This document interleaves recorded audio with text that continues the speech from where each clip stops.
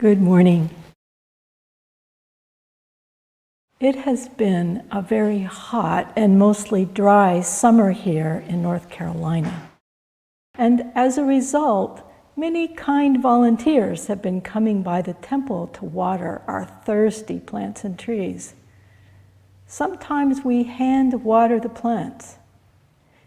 And while carrying and pouring water is great exercise, and gives us time to check the health of the plants, it is not a fast process. This last Monday morning, it was already hot when I arrived to help with watering. The temperature was expected to reach 100 degrees by noon. So I braced myself for the inevitable heat and got started. But as I turned to gather the empty watering cans I had just used, I was surprised to find Reverend Zeong standing in their place, gently smiling and holding 2 watering cans filled with water. All morning, Reverend Zeong kindly brought me water in this way. It was hot, sweaty work, but the water was necessary for the plant's survival.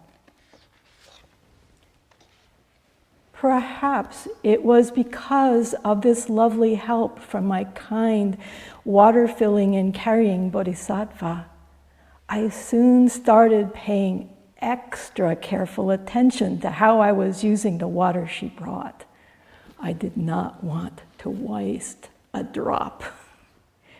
But I still took time to water each plant deeply because the roots of plants follow the path of the water they receive.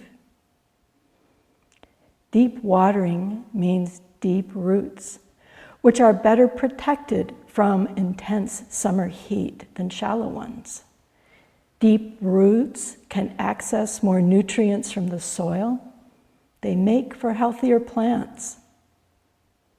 Recently, I heard Reverend Wongong explain that the most ideal approach for nurturing deep root growth is to place a very slowly dripping hose at the base of a plant and leave it there, letting the water absorb into the ground drop by drop.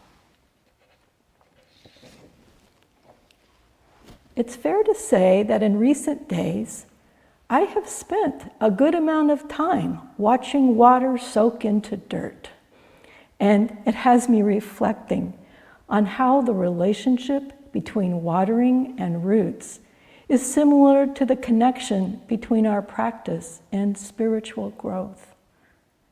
A deep practice, like deep watering, helps us develop robust and healthy spiritual roots.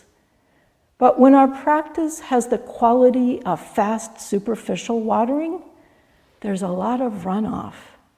Our roots remain shallow, malnourished, and are susceptible to drying out.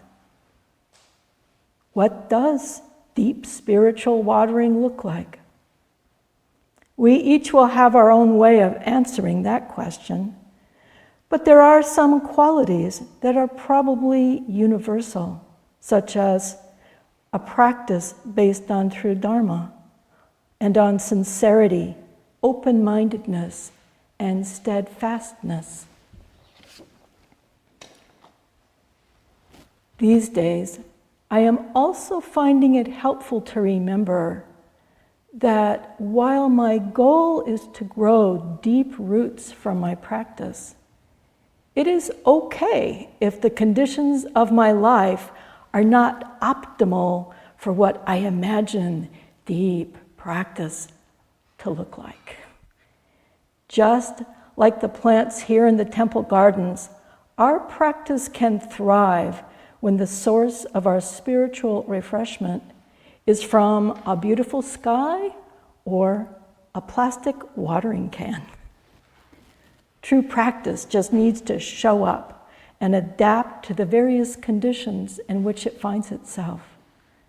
The heat waves and hand watering in our lives can become life-giving sources when we allow them to slowly and deeply soak into us.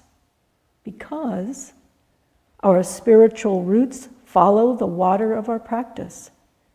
Deep watering results in deep roots, and deep roots make healthy, vibrant growth and life possible. Thank you.